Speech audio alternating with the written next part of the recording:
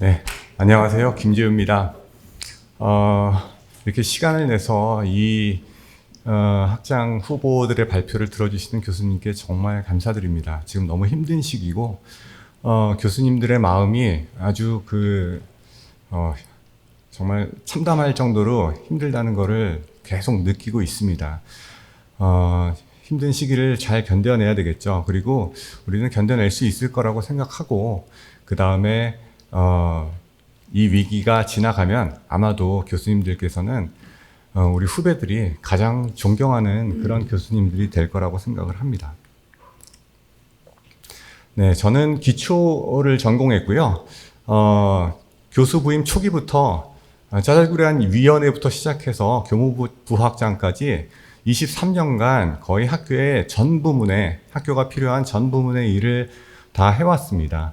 교무, 행정, 연구, 교육, 그 다음에 대학원, ABMRC 설계도 해봤습니다. 그래서 그 학교가 필요한 일이면 어디든지 뛰어다니면서 일을 했고, 그 경험, 23년간 교수님들과 함께 이야기했던 그런 거를 모아서 오늘 발표 드리려고 합니다.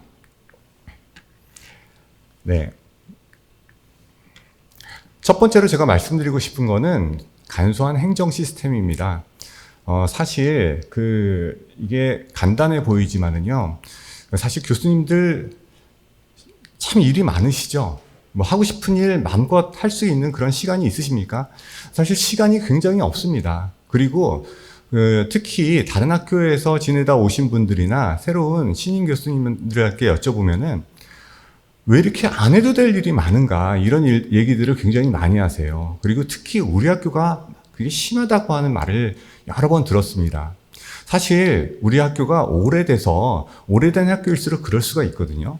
사실 이렇게 일을 하시다 보면은 왜 이렇게 복잡하고 번거롭게 해놨을까, 이런 것들이 많겠죠. 소프트웨어, 컴퓨터가 점점 느려지는 것과 비슷한 것 같습니다. 오래 쓰면 그렇게 되지 않습니까? 사실 저는 학교 일을 해오면서 이런 부분을 획기적으로 줄이지 않으면은 우리가 나중에 발전하기 어렵다고 늘 생각해 왔습니다. 그래서 이 첫 번째 발전 계획으로 이런 행정 시스템을 말씀드리는 이유는 교수님들께 시간을 돌려드리고 싶기 때문입니다. 여러분들이 그 시간을 얻어서 쉬시든 더 가치 있는 일을 하시든 그런 학교를 만들어야 되겠다고 생각하고, 그게 우리의 미래를 위해서 가장 중요한 일이라고 생각을 해왔습니다. 두 번째는 인사 시스템입니다. 많은 교수님들께서 우리가 하나의 기준을 통과하는 그런 기준으로는 이제 교수님들 평가하지 말았으면 한다, 이런 생각들을 많이 하십니다.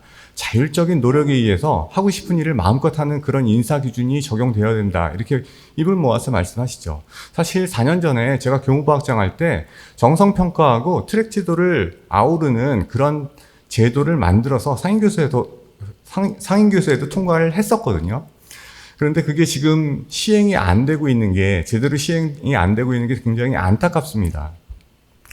교수님들께서도 잘 느끼다시피 지금 이 시대는요, 교수님들을 쥐어짜서 업적을 내는 시기가 아닙니다. 그런 시대는 이미 지났고요. 2015년 부근에 각 학교가 10점짜리 몇 편 이런 식으로 막 우후죽순처럼 올리던 때가 있었는데요. 과마다 사정도 다르고 개인마다 능력도 다른데 어떻게 그렇게 일률적인 기준으로 인사평가를 한단 말입니까? 이거는 반드시 정성평가와 그 다음에 사실 교수님들께서 일한 만큼 학교가 인정해주고 그거를 감사하는 마음이 드는 그런 인사제도가 되어야 됩니다. 1등 안 하면 어떻습니까? 우리 학교가 1등 하라 그래서 열심히 노력하다 보면은 그 구성원이 망가집니다. 그래서 저는 엑셀런시를 포기하자는 말이 아니라 엑셀런시에 도달하는 방법을 말씀드리는 겁니다. 요즘 시대는요, 자유롭게 일하고 자기가 하고 싶은 일을 마음껏 했을 때 거기서 튀어나오는 성과와 발전, 그런 것들이 이 기관을 움직이는 힘이라고 생각합니다. 그리고 저는 비전인 교수님들의 안정된 인사제도를 만들다가 교무부학장을 그만두게 됐었는데, 이거 완성해 보겠습니다. 저의 수건 사업입니다. 이게 익숙하지가 않네요, 제가. 교육 시스템입니다. 다 아시다시피 우리 학교는 6년 인증을 받은 아주 우수한 기관입니다. 아마 교육에 대해서는 둘째가라면 서러운 기관인데요. 사실 내면을 바라보면은 고칠 때가 굉장히 많습니다. 우리는 사실 반성을 조금 해야 되는 부분이에요.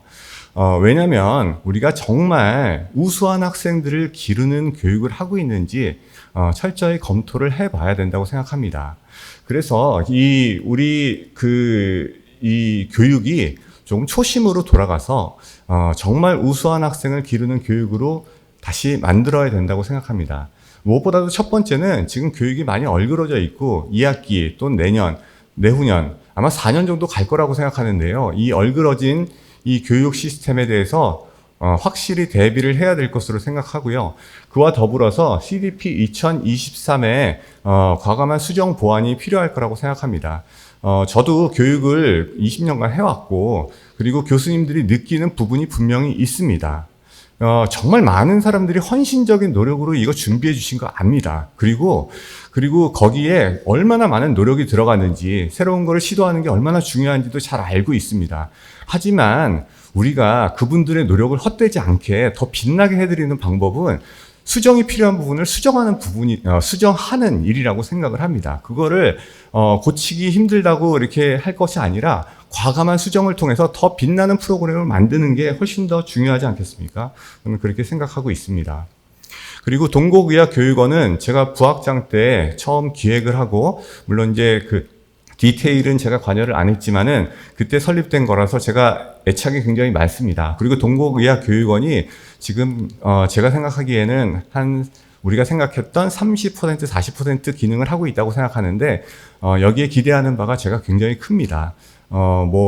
대학원도 들어가야 될 것 같고, 그 다음에 입시나 이런 것들을 통해서 우리가 평가하는 작업이나 여러 가지 기대를 하는 바가 있어서 나중에 임기 말 정도에는 동국의학교육원의 참 모습을 만들고 싶습니다. 그리고 교육 마지막으로 임상실습 시스템의 변화가 좀 필요한 것 같습니다. 사실 임상 선생님들 임상실습 교육하시느라 굉장히 힘드신 거 알고 있고요.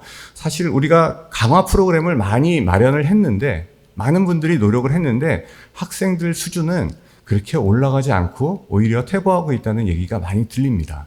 우리가 그 병원 시스템의 변화나 그 다음에 전공의가 교육을 많이 담당하지 않는 그런 여러 가지 원인이 있는데 시스템을 조금 변화시켜서 정말 1도만 변화시켜서 나중에 갈 때 좋은 시스템으로 가야 될 거라고 생각합니다. 마찬가지로 여기에 철학은 우수한 학생들을 기르고 그 다음에 교수님들이 임상실습을 하면서 피로감보다는 보람을 느끼도록 하는 게 교육 아니겠습니까?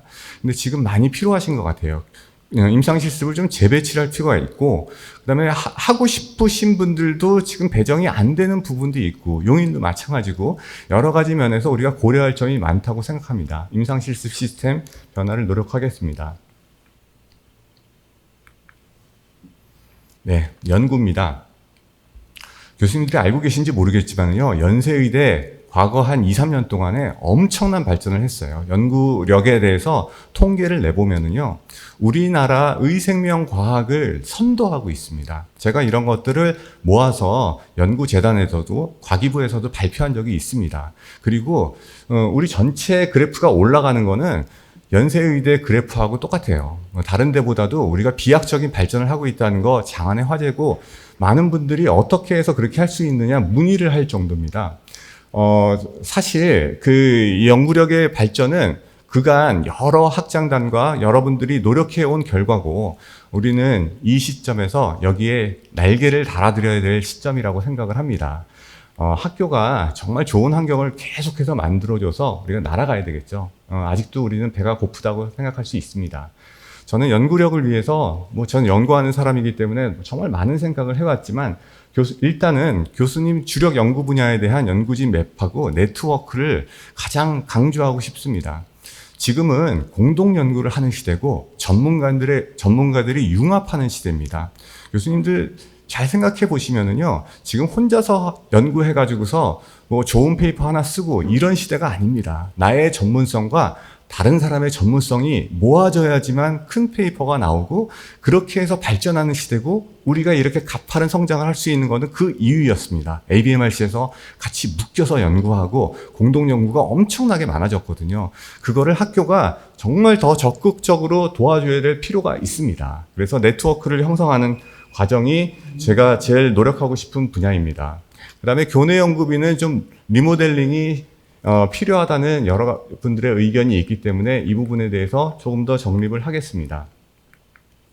그 다음에 마지막으로 제가 말씀드리고 싶은 거는 이 연구기술, 제가 익숙하지가 않아서 계속해서 연구기술 사업화의 새로운 시스템을 만들고 싶습니다. 대학은 원래 아카데미죠. 근데 우리는 이제 10년 이후에는 인더스트리를 같이 하게 될 것입니다. 연구처의 기능이 있지만 대학 자체가 중점이 돼서 연구기술 아이디어를 꿰줘서 나중에 교수님들도 부강하게 되고 학교도 부강하게 되는 그런 미래를 꿈꾸고 있습니다. 대학원입니다. 우리 BK는 중간평가에서 1등을 할 정도로 대학원의 퀄리티가 굉장히 높아졌습니다. 대학원은 무조건 우수한 사람들을 받아서 그 사람들을 더 우수하게 만드는 게 굉장히 중요할 거고 우리 생명과학 연구의 그 연구력은 우수 대학원생들의 연구력과 비례합니다. 그래서 최고의 대학원생들이 연대 의대로 오고 싶어하는 매력적인 프로그램, 저는 의대 접목 프로그램을 생각하고 있습니다. 약간 PhMD 코스랄까요? 그런 것들을 생각해서 대학원들한테 아주 매력적인 프로그램을 만들어 보고 싶습니다. 자, 너무 오래됐나요? 강남과 용인입니다. 저는 강남과 용인의 기대가 굉장히 큽니다. 강남과 용인에서 우리 학교의 폭발적인 발전을 이끌어낼 수 있다고 생각을 합니다. 강남과 용인이 훨훨 날 수 있도록 마찬가지로 네트워크를 활용할 생각을 하고 있습니다. 우린 미국에 있는 사람하고도 같이 연구를 하거든요. 강남과 용인 몇십 킬로 떨어진 사람하고 연구를 같이 못할 이유가 없고요. 전문성을 접목해서 우리가 충분히 훌륭한 연구를 해서 발전을 할 수 있을 것이라고 생각합니다. 네, 복지는 사실 교수님들께 말씀드리기 어려울 정도로 지금 너무 피곤하시고 힘드실 거를 알고 있습니다. 저는 교수님들께 그냥 뭐 힘내라고 말씀드리기보다는 열심히 상의해서 뭔가를 마련해 드리고 싶습니다. 이건 질의응답에도 있기 때문에 그때 가서 말씀을 드리겠습니다. 소통과 협력이죠. 뭐 한마디로 말씀을 드려서 뭐든지 해결하려고 뛰어다니겠습니다. 사실 저는 교무부학장 때도 그런 마음으로 일했고 저한테 말씀하셔서 해결 안 되는 일이 없도록 해보겠고 만약에 해결이 안 되면 다 해결이 안 되겠죠. 물론 해결이 안 되면 그 안 되는 이유를 같이 얘기하고 나누겠습니다. 네, 의과대학은 항상 장기 플랜이 필요합니다. 제가 좀 시간을 많이 썼는데 10년 그 이상을 준비하는 그런 플랜을 항상 세워두고 임하겠습니다. 이 중에 하나 중요한 거는 우수 인재를 마련하는 영입을 위한 플랜, 그 다음에 공간 사용의 플랜, 그 다음에 뭐 미래의 연구력의 뭐 AI나 이런 것들을 미리미리 준비하는 일, 그런 것들이 들어갈 거라고 생각합니다. 네, 시간을 많이 써서 죄송하고요. 교수님들 저는 이것 또한 지나가리라, 이 또한 지나가리라, 이런 것들, 이 말을 되게 좋아합니다. 제가 힘들 때마다 힘이 된 말이거든요. 교수님들께도 그 말을 드리고 싶은데 학교는 시간에 기대서 지나가기만을 바라지 않고 교수님들이 견디는 동안에 더 훌륭한 학교를 만들어 놓을 테니까 기대하십시오. 네, 감사합니다.